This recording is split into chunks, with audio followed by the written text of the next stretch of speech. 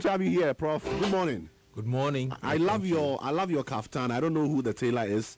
I'm a big kaftan person, so I believe before the show ends, you connect me to the person. Yes, so he gives me a beautiful one like this.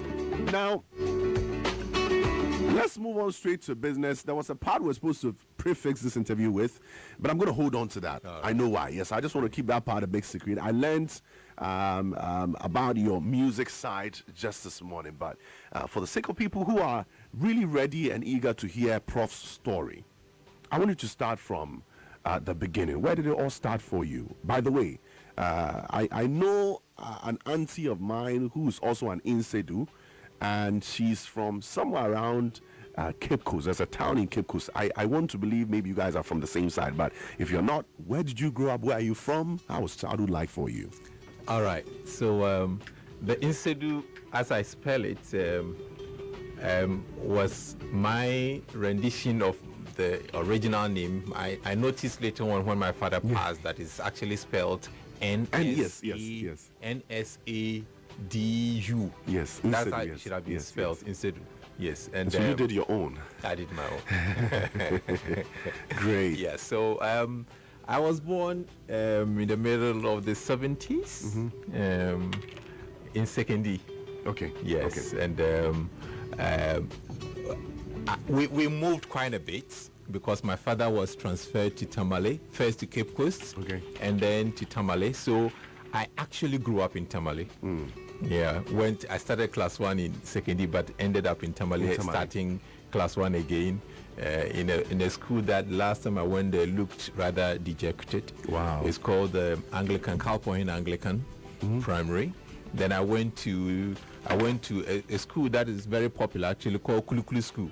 Kulikuli School. That is a nickname. No? Kulikuli, yeah. Okay. That's a nickname. The original name of the official name is United Primary. Okay. Yes, because a Methodist Presby, so it's United Primary. Yeah. Otherwise, it's called Kulikuli School. Everybody knows Kulikuli School in Tamale. That's a nickname they've given the school.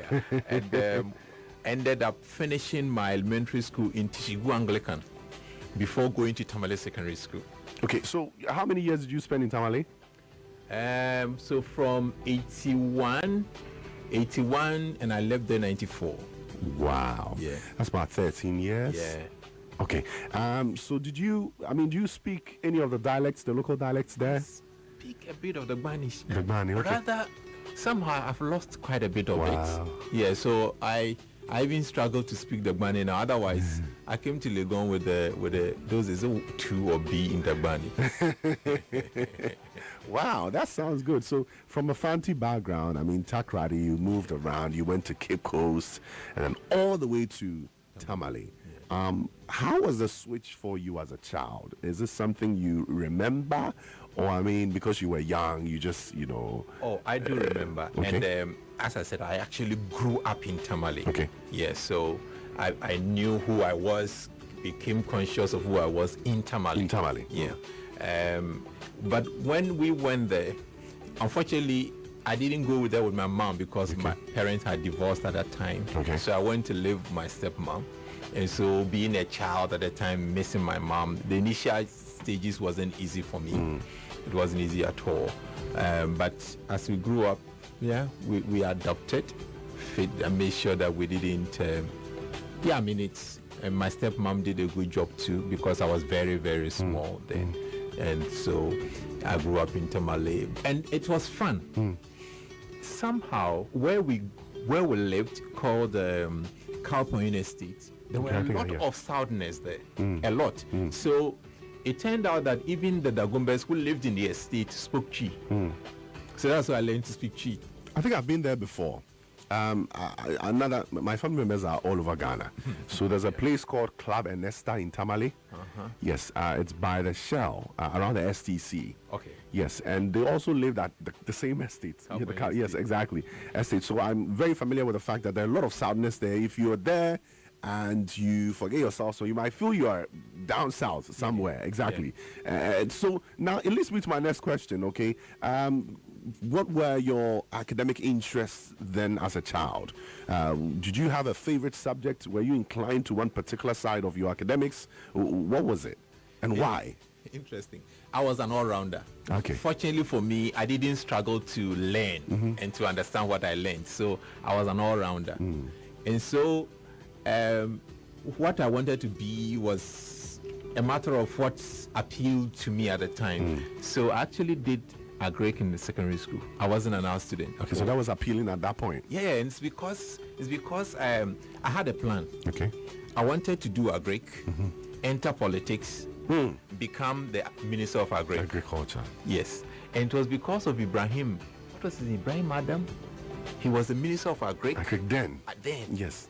And the man looks really inspiring. You know, his persona, how he spoke and everything, he inspired a lot.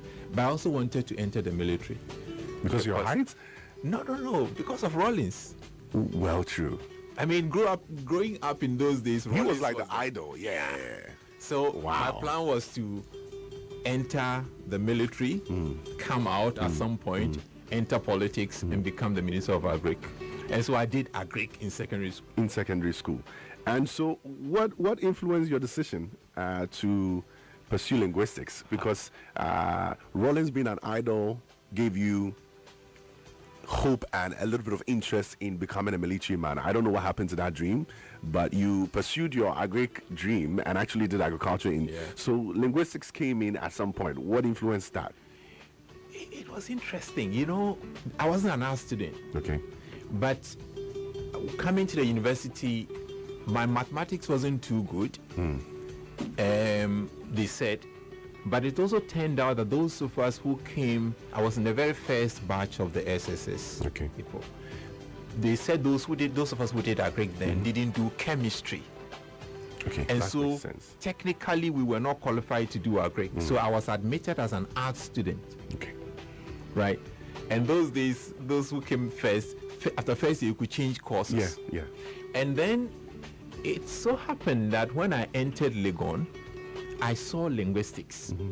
So first year I did religions, theater arts, and Swahili. Swahili, okay. So going to the second year, I saw linguistics and I dropped religions and added linguistics. Why did I choose linguistics? I grew up in Tamale, I told you. Yes. And if you know Cowpoint Estate, there is, I think it's Alaji Mohammed Risu has this story buildings there where people who work with Ghana Institute of Linguistics, Yes. Literacy and Bible Translation, called Gilbert. That is where they lived. And they usually had expatriates. And so I knew the word linguistics from Tamale, but I didn't know what it was about. And so when you had found it again, you felt, okay. That is where the white people work. Why not? so That's that's the how honesty. happened. So when I saw linguistics, I just wanted to find out what it was. So going to the second year, I dropped theater, I dropped religions, and added And linguistics. charted the territory had never, No, I knew nothing about. but curiosity led you there. Absolutely. And you loved it. I loved it. When I entered the linguistics, it was like linguistics was made for me. So for 3 years that I did linguistics, I had only 2 A minuses in linguistics. The rest were all A's. wow. And so at this point, how was you spent quite some time with your stepmom. How did they receive this? This was you having very high hopes in becoming an agric minister at some point. I'm sure they were aware. You did agric in senior high school. You went to uni, and then you decided to drop and pick something you were not even familiar with. You were excelling at it though, but then how did it look like career-wise? Were they confused? Did you have a plan? How was their reaction? I mean, I know obviously they'll talk to you. What do you want to do with your life? Well, let me be frank. I'm first generation among my father's children, and we are all 11 in all. 11 The in total. first person to have gone to the university. Okay. So technically there was no pattern. There was nobody there who was going to say do this, do that. No one had done it before you. No. And I had the free hand to make choices, right? And so actually when I was coming, some people even thought I was going to Trinity. Wow. Yeah, because I'm serious with my faith. Yeah. So people thought I was actually going to Trinity to become a minister of the gospel, right? It's when I said I was going to Legon. So especially when it was religion. So it wasn't a problem for me choosing which part exactly to go. wanted to, And I thank God for the grace that attended me as I navigated this uncharted territory. So this is you coming to Accra once again, a very unfamiliar territory. How did you deal with the social differences? I say social differences because there are definitely things you used to do or things you were familiar with in Tamale that were not here. Things you were quite new to. I don't know about going out to party and clubs and all that. You were a staunch Christian. You kept to your faith, even to the point where people felt you were at Trinity, doing Bible studies. What were some of the different things you experienced when you came? Things that shocked you, things that were very unfamiliar with you, and how did you deal with, them? Because you'd obviously have mates, colleagues, roommates who would want to get familiar with these things. You didn't want to. How did you do it? Man, by the time I came to Legon, I think that I was settled in my faith. Okay. In terms of who I was and how I wanted to live my life. That one was settled. And so there were challenging things. I mean, they call it narrowing, right? Where you are in your room and a roommate brings in a partner and all that. Interestingly, this one I have to maybe say it quietly. Yeah, well, let's lower it. There was someone who was my teacher in the secondary school, and we ended up in the same room because he was now coming to do a degree. Wow. And he was something else. He was narrowing you left, right, center. Yeah. And then I'm sure at the back of your mind, where did his values go? Isn't this the man that was teaching clear us? He had no values. Yeah.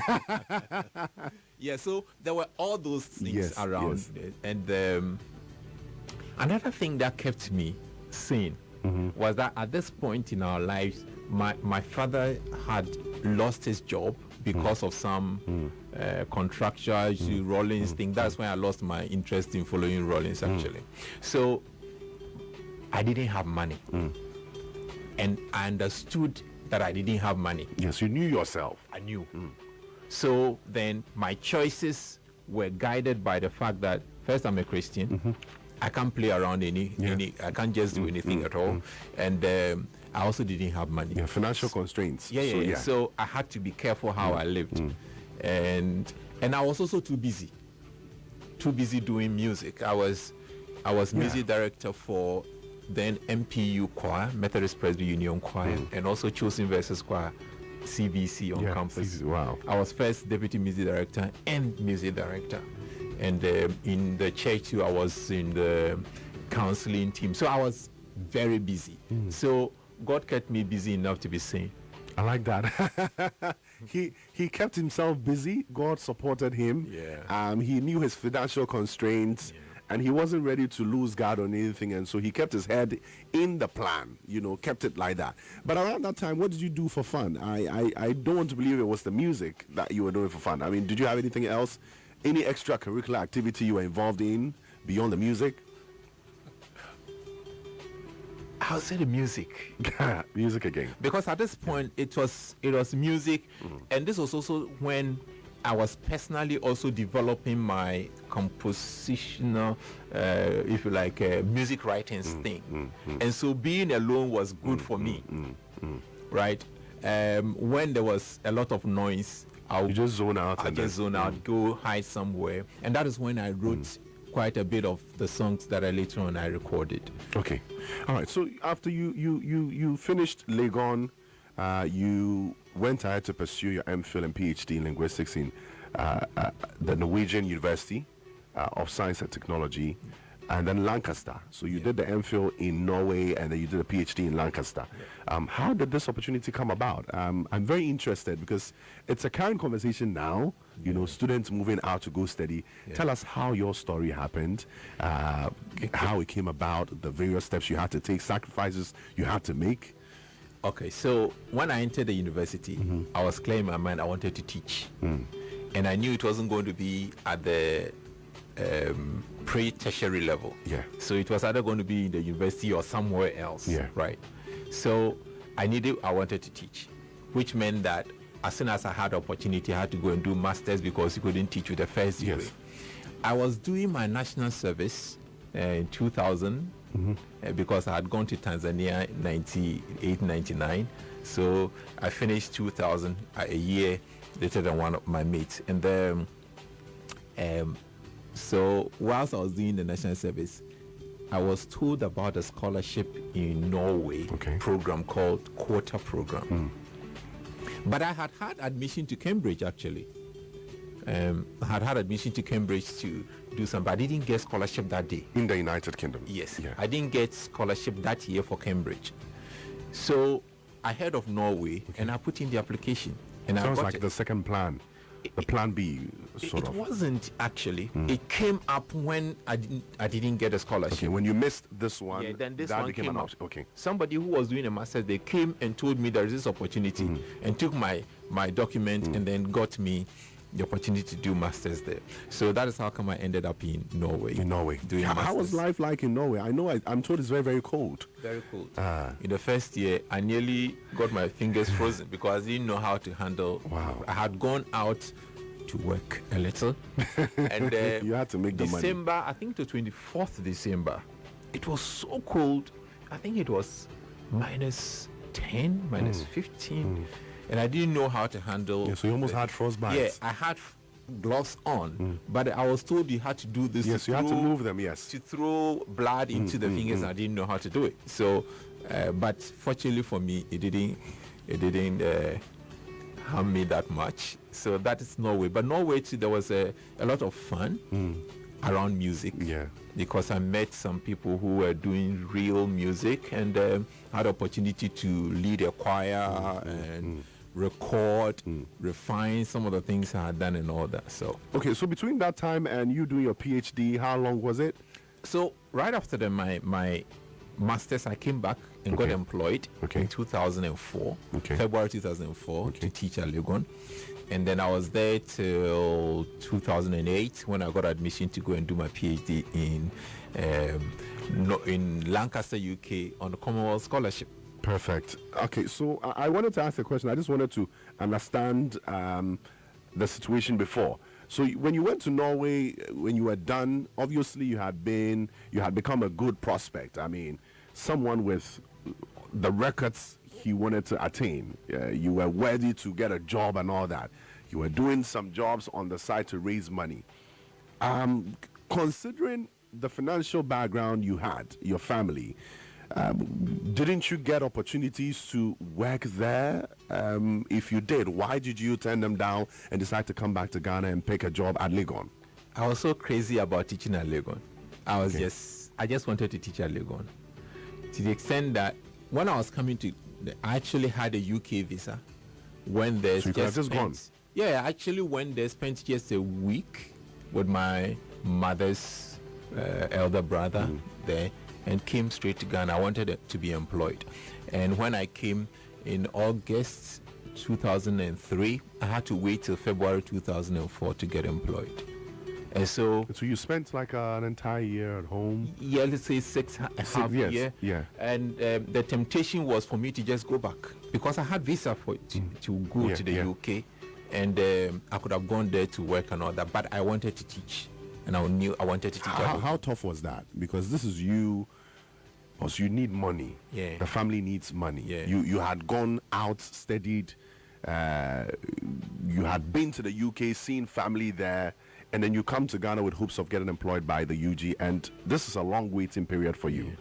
Didn't you get frustrated by pressure from family or friends telling you, Charlie, why? You know, didn't you go through that? How tough was it?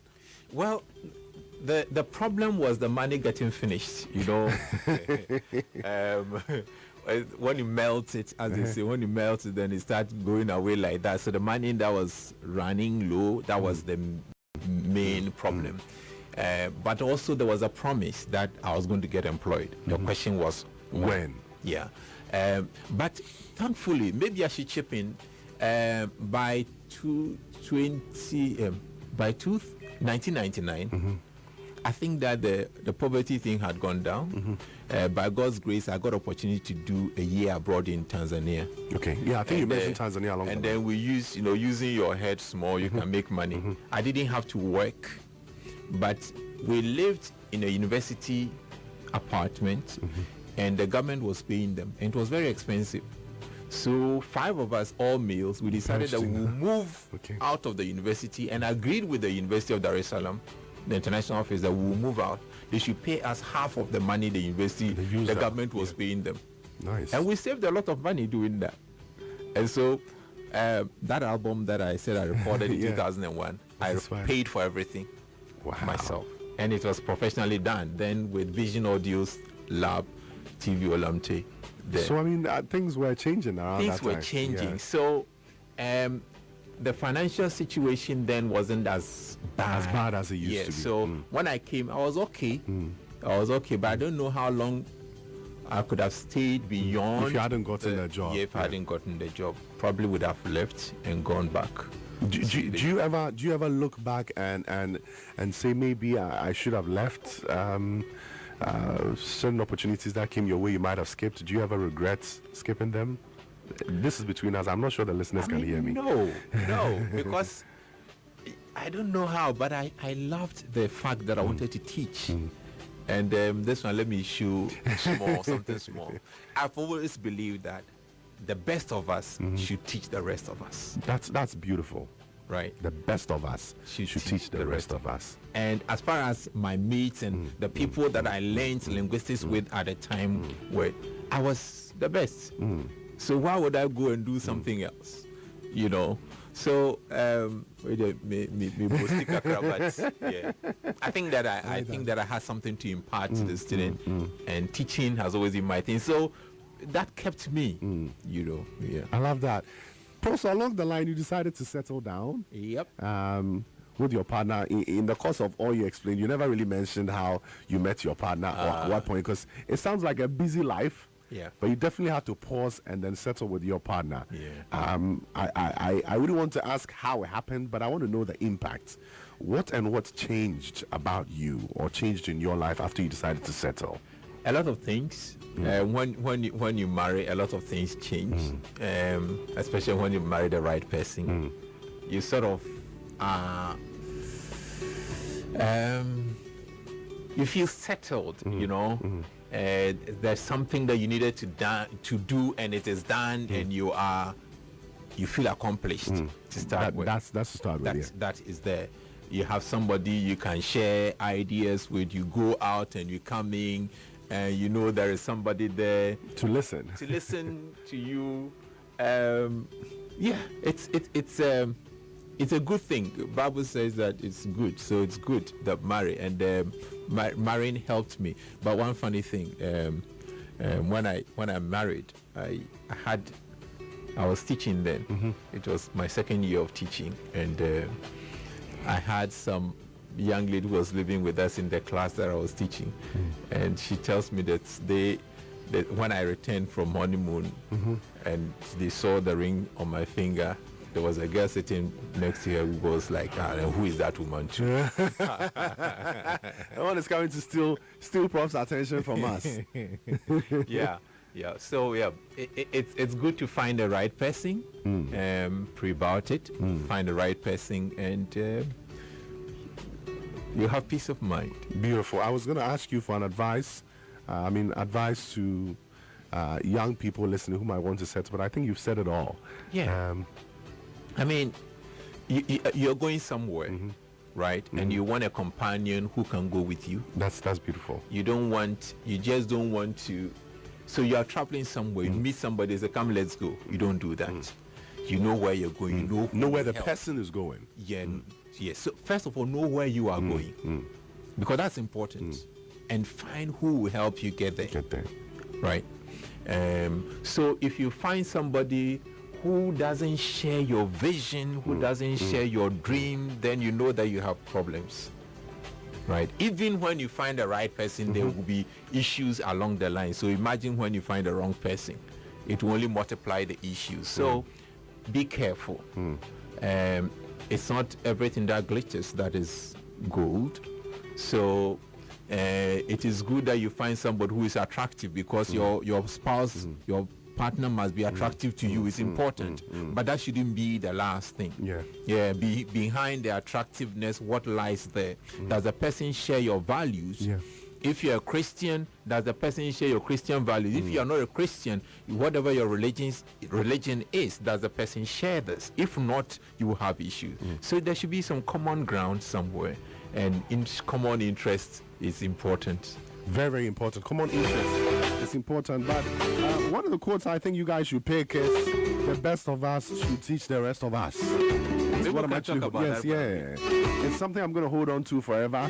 And it makes sense. It really, really makes sense, because, I mean, what is the essence of being the best when you can actually impact the rest? And in impartation, you actually teach and show the way. And so that's what Prof has been about. Now, one very important thing I also read about Prof was the fact that he describes himself as a morphologist. And according to the Oxford Dictionary, morphology is a branch of biology that deals with the study of form and structure of organisms and their specific structural features. So, Prof, my question to you this morning, why do you describe yourself as a morphologist? One, educate my listeners on that. And, of course, how important language is in the social and mental development of an individual. Two questions in one. All right.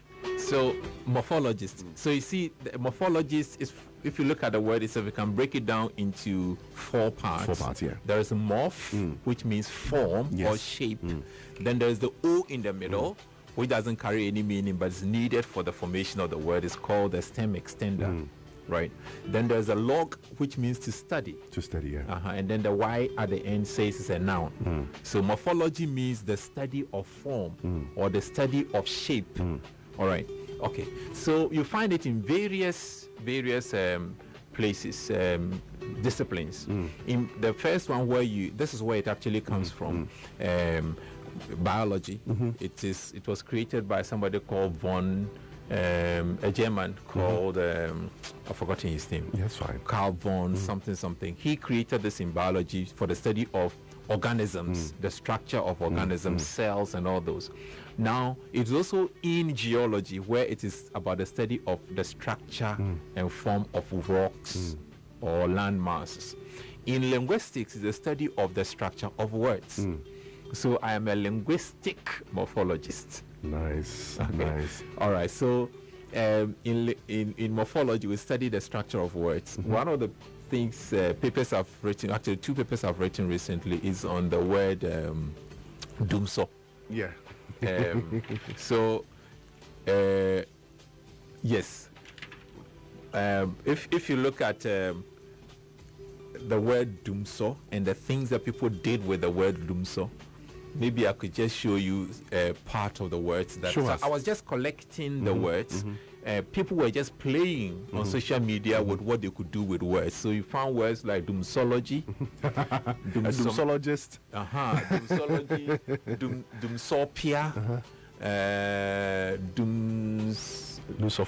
doomsophobia. There is doomsobrity. Hey. All right. Okay, so there were a lot of words. So all I'd been doing was collecting these words. And I wrote the first article on this one in 2019 with a colleague, and we did a second one with another colleague in 2020, published 2020. So in morphology, what we'll do is to study word structure, tell the internal structure, what meanings do the individual parts of the word bring together. And so what I've been studying upside Dumso is to study the structure of words in Ghanaian languages and to tell their story. All right. And it's fun for me. Words contain a lot. So when you look inside words, you find very, very interesting stuff. You get how people think. So what is the psychological underpinnings of the things that people do? Why will somebody form a word like doomsopia? What is the background of the person? This person must definitely know something about myopia, right? And simply picks doomso and myopia. If you look at the definitions and all that, I'll share that with you later on, those words with you. So that is what I study and teach it, and I've been able to develop courses up to the PhD level at the university. That's beautiful, and that sounds like a lot of work. Yeah, do you ever get tired doing what you love? Nobody gets tired doing what they love. So I get excited by words. Okay. I get excited by words, and I like theory as well. So to think about, so how do we explain what we are finding? What is the best model for explaining this? Should we actually find any meaning, or even without meaning, this thing is useful? And you get to know that sometimes there are a lot of things in words that don't carry anything, but the word as a whole has a meaning. Yeah. And so we'll go from the what we call the Gestalt property, or the holistic word. So when I broke down morphology, for example, I showed you that in the middle there's something that doesn't carry anything, and you find it in a lot of words. So these are meaningless forms, but if you take them out, the words will be empty. All right. Official frequency for the young and young at heart. Our subject is exactly 36 after 10. Y107.9 from the Whyte Leaderboard series is on. I'm in here with Professor Clement Appah. He's my guest this morning on the show. In the course of what we're doing, if you have any questions for him, 0202222073. Prof, in your personal assessment, okay, what so far has been the biggest milestone you have achieved as an academic, and how much satisfaction does it bring to you whenever you think about it? Okay, so as an academic, I'm to teach and do research. So if you like, in the course of doing this one, I also get promoted, right? If you're doing it right. In terms of the teaching, I think that I've taught generations of students. Virtually everywhere that I pass, I find a student that I have taught, and that's very satisfying.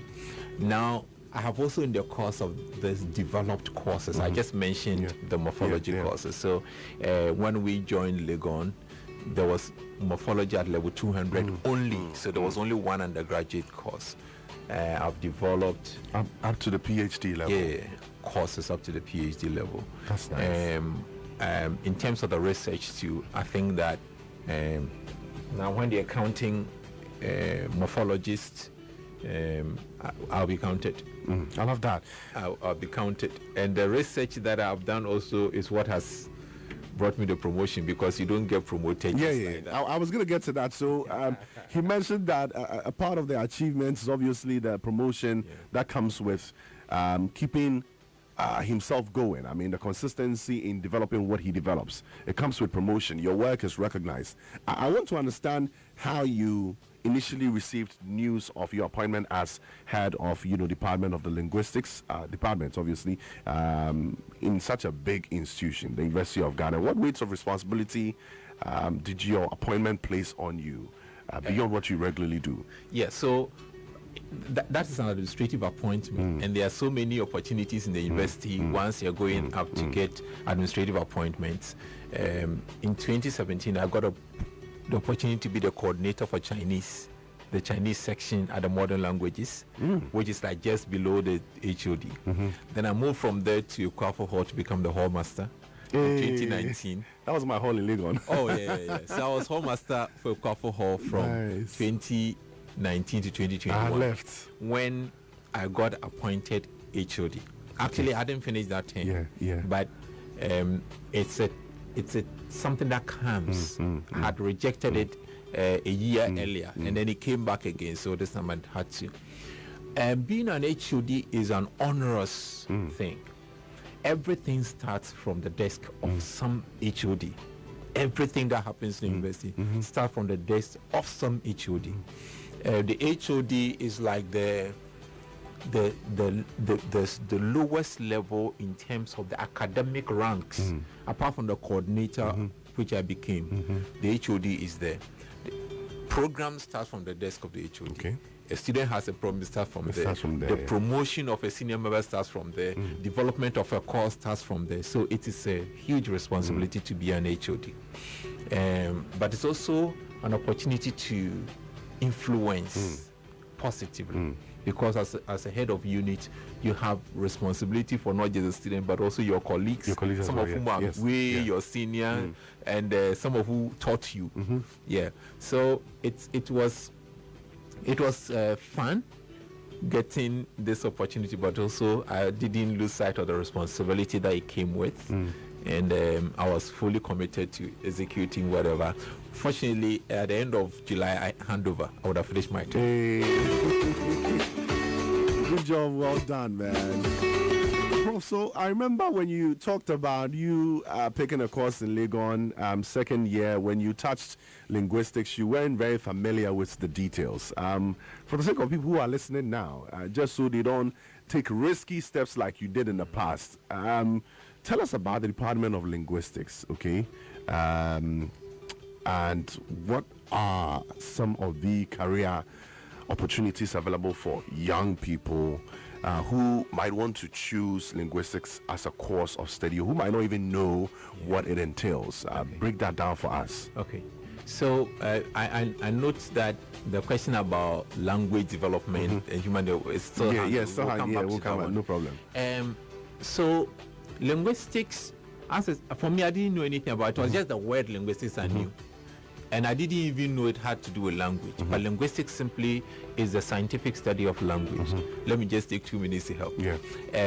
So when we start studying, we start looking at what is it that make it possible for you to distinguish between bad and pad, bad, pad, po and bo. What's the difference? The difference is just the vibration of the vocal cords. In the bo, the vocal cords vibrate. In po, it doesn't. It doesn't. Okay. So that is it. So when we begin to look at all of these, how is it that we're able to produce? That's articulated phonetics. So we start from phonetics, we move on to phonology, putting the sounds together. We move on to putting the sounds together into syllables into morphemes, the smaller bits that words are made of, complex words, sentences, which is syntax, the meaning, semantics. Right. They will move on to pragmatics, which is the study of language in context. Right. All of these things we study in linguistics. Now, how useful is this to society? Yeah. Everything runs on language. Everything runs on language. If we understand how language works, then we are fit to move into different spheres. So everywhere the language works, we find linguistics. But there are some areas that I want to point out. So because we study language, one of the things that we study is how language is encoded in the mind. And what happens if a part of the brain is damaged? We get aphasia. And so an area of linguistics, an area that borders on science and pure linguistics, is what we call speech pathology. And some of our students are moving in there. Now we're looking at a lot of big data.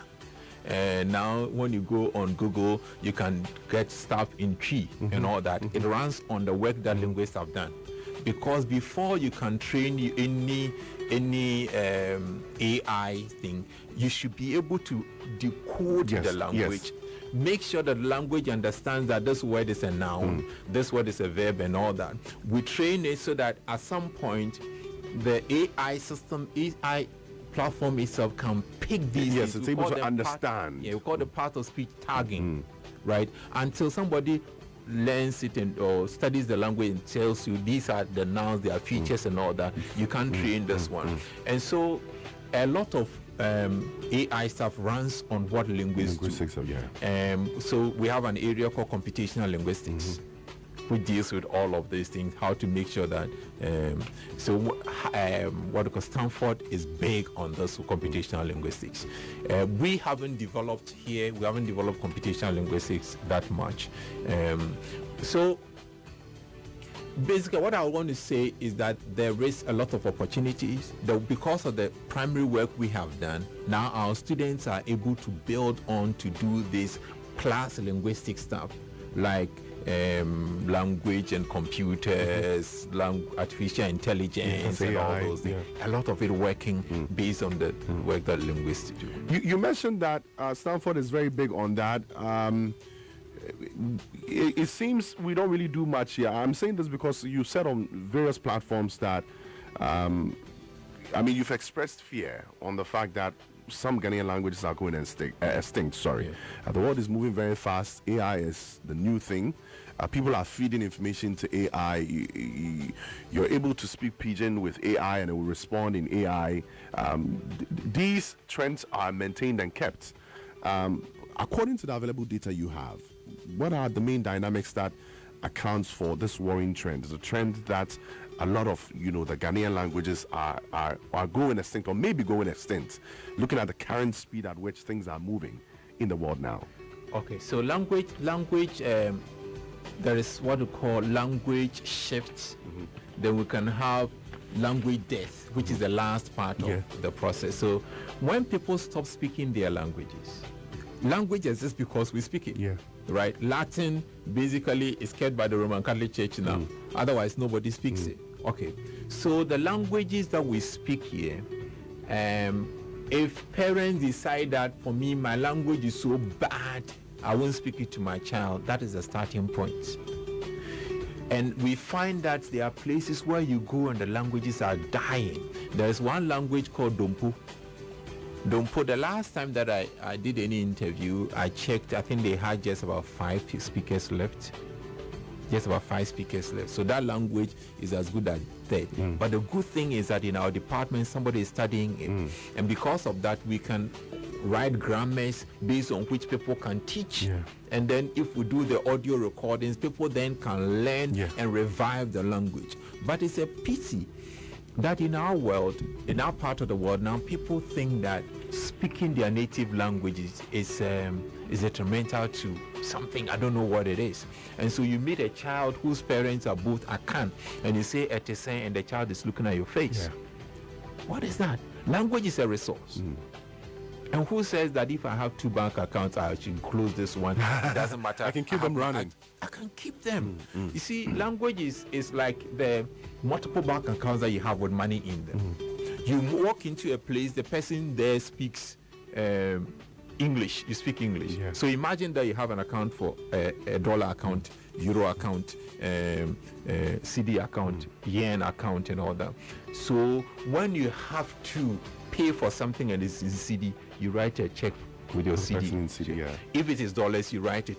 It is not now that you're going to exchange your CD into dollars so that you can pay. That is what a lot of us are doing, right? Because we are neglecting our languages. Now we have to think in English, think in this, and then do that. We are worrying. And I think I really side with this, because in solving the very many problems our society faces, if you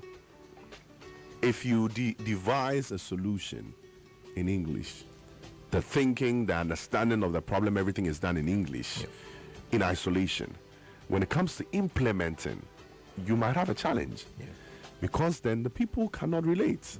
And I don't mean relate as to not understanding English, but then if you're able to transcribe whatever it is that you're doing in our local dialect and have the understanding in our local dialect, we're able to relate, because that's how I understand it. Absolutely. I think the big barrier will be the fact that people don't really understand what is being implemented, because it wasn't designed in a language that fits them. Prof, not to cut you, but as head of department for linguistics at UG, it certainly must be, and I see the passion in your eyes when you speak about this. It's a big concern. It's a big concern for the entire nation, but of course, personally, it's a huge concern as well. As a department, I mean, are there plans you're putting in place to ensure we're able to curb this issue, to ensure we're not losing the languages we're trying to protect? So there are 2 things. One is the advocacy, and every year on 21st February, when is International Mother Tongue Day, we do a lot of advocacy. A week after Valentine's Day. Yeah, we'll do a lot of advocacy on this one. And this year, the School of Languages put together a panel, out of which we are doing something with the UNESCO office in Ghana to start translating some of the popular books into Ghanaian languages, so that the peoples can learn that. And so the advocacy is on doing this together with the Bureau of Ghana Languages and others. And the other units in the country which are also doing them. The other one is a scientific bit, which is where we research the languages. And so we have got a lot of researchers working on different languages. So when you come to our department, there's somebody working on Sele, Volta region, Dompu, somewhere there.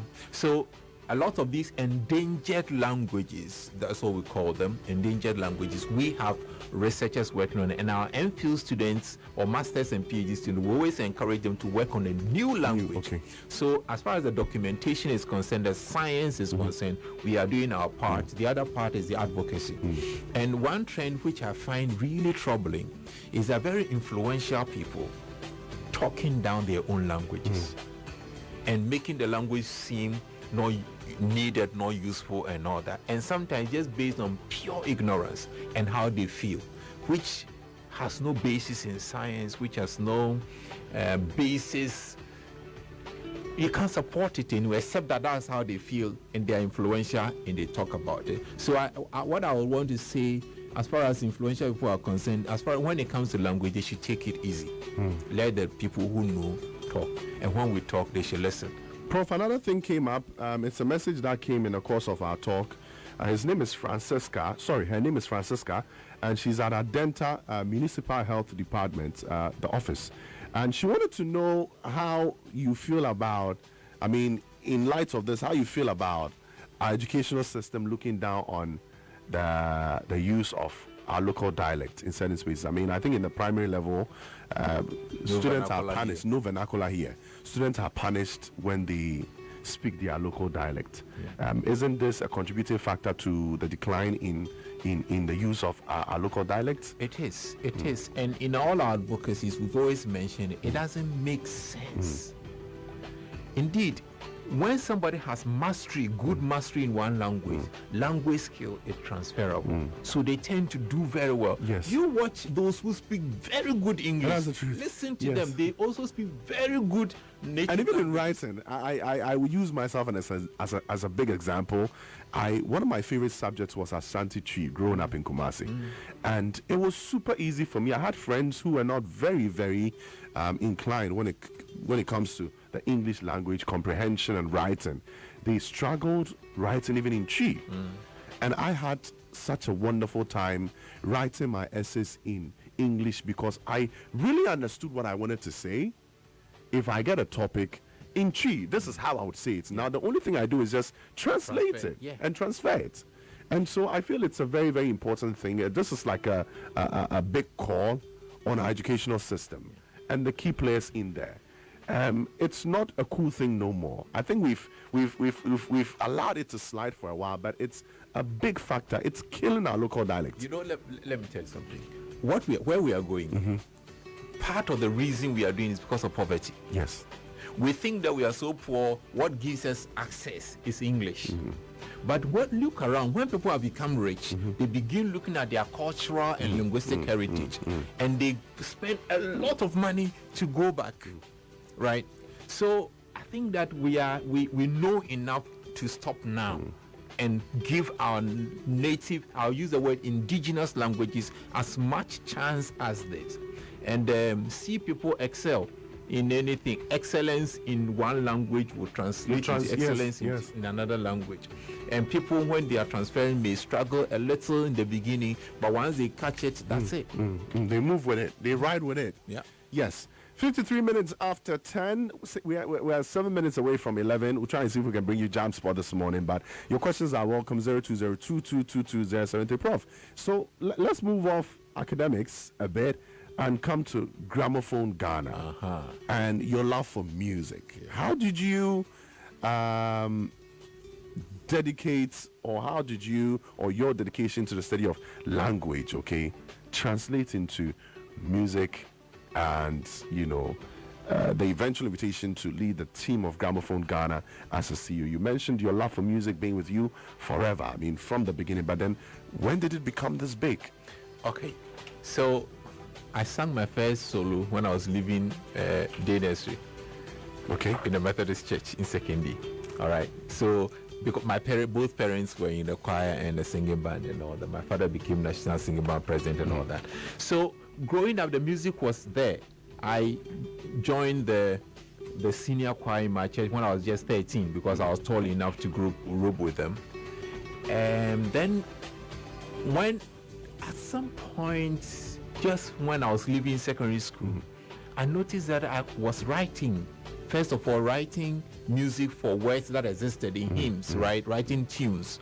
Then I moved on to writing my own music. So music has been part of it. As I said, I joined the CVC, became deputy music director, and then music director, same for the MPU choir in Legon. There is this program, Glory, CVC. We started it. Oh, nice. Yeah. And there was another program, Halifesto, for MPU choir. Yes, we started that one too. But MPU choir is no more because of the split. Yeah. Now, because of my work in MPU choir with classical and choral music, when I came back from my PhD, one of my students invited me to a gramophone program. I couldn't attend. But later on, a colleague of mine who was associated with gramophone told me about gramophone and invited me there. And then they said I should come and lead them. So I became CEO of Gramophone Ghana, which owns Gramophone Chorus, the choral ensemble. And now there is Gramophone Academy of Music. The Academy of Music, yes. Yeah, and then other things that are in the pipeline too. Prof, briefly tell us the range of music courses offered at the Academy and who is eligible to enroll. Can I just be inspired by it and just go in there and study? Absolutely. So presently the youngest student at the Academy is 4 years and it's a drama, a very promising drama. A 4-year-old drama. A 4-year-old. And most of our students are in primary, secondary school age. Then there are 50-year-olds who are learning to play sax. So when you come there, ours is to make sure that whatever your interest, if you can do voice, if you want to learn to sing, you can do voice. So there is sax, there is drum, there is guitar, there is keyboard, there is, as mentioned, drums already. And then there are the wind instruments and all those. So you come there, you learn it. Then we can register you for the Royal Academy of Music thing. And so far, all the people who've registered have passed. And this is in London. So you can get certification for your music. And if you're up to it, take music up full time. I want to register my DJ. Absolutely. He's very familiar with that. I think that should be the next level for us. Ganj, what do you think? We get in? Perfect. So we'll have a conversation after that. Prof, off the music, I mean, we're going to get back to it, though. Right. Yes, I want to keep the surprise for the last part. Within the context of globalization, okay, and this is something I personally wanted to ask you in the beginning. What, in your opinion, is the most important tool or skill young people must arm themselves with in the context of globalization? How fast the world is growing, how things are moving. What skills do you think a young person should have? I think that one of the most important thing is ability to pay attention to detail. Ability to pay attention to details is very, very important because if you pay attention to details, that is where you find niches. You find things that nobody else is looking at. That one is there. Then you should also be open to exploring your abilities beyond the classroom. You may be studying medicine, but there is music that can make you greater than a doctor, right? Yes, so I want people to explore their talent, pay attention to detail, and be open-minded. Be open-minded about exploring opportunities that come their way. I think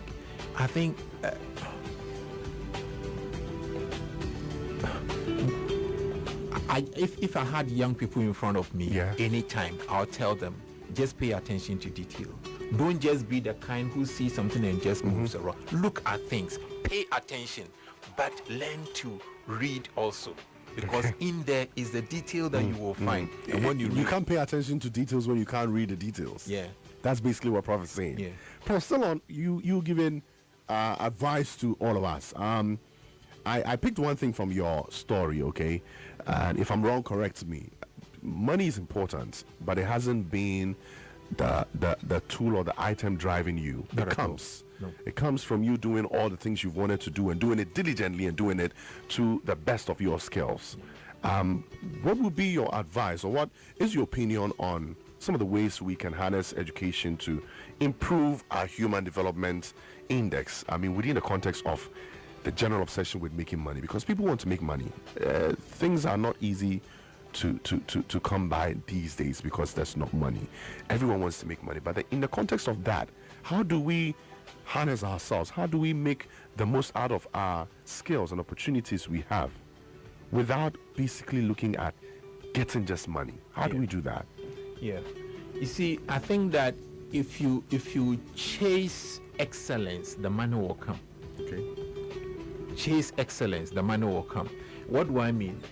There are things around us that we do, things that some of the opportunities that will come is because we did something and did it well, right?